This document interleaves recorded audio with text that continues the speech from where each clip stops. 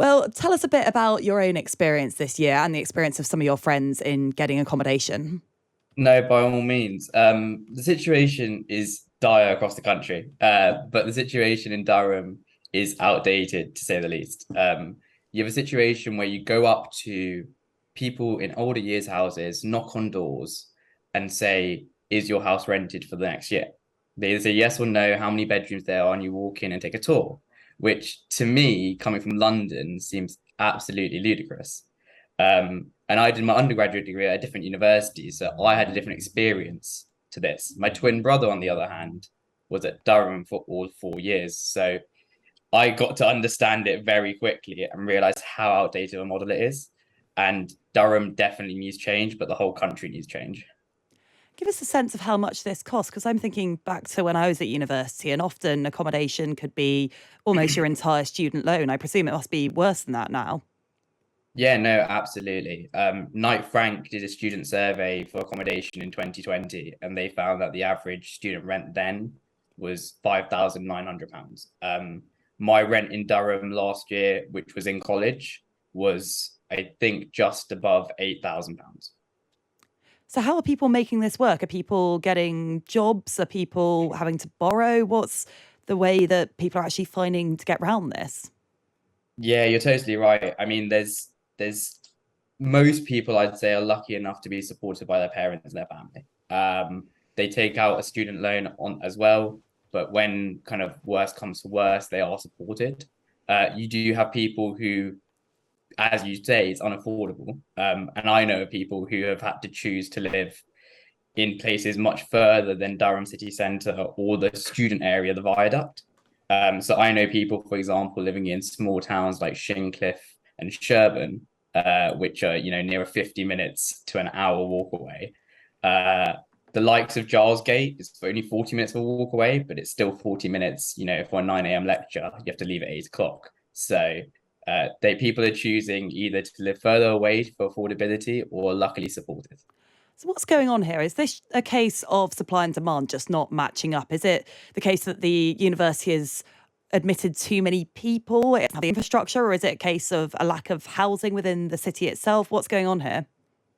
So to be honest, it's all of them. There is a lack of housing in Durham. There's well documented. The housing that's in the viaduct is Victorian terraced housing. It cannot provide the demand for the students in Durham.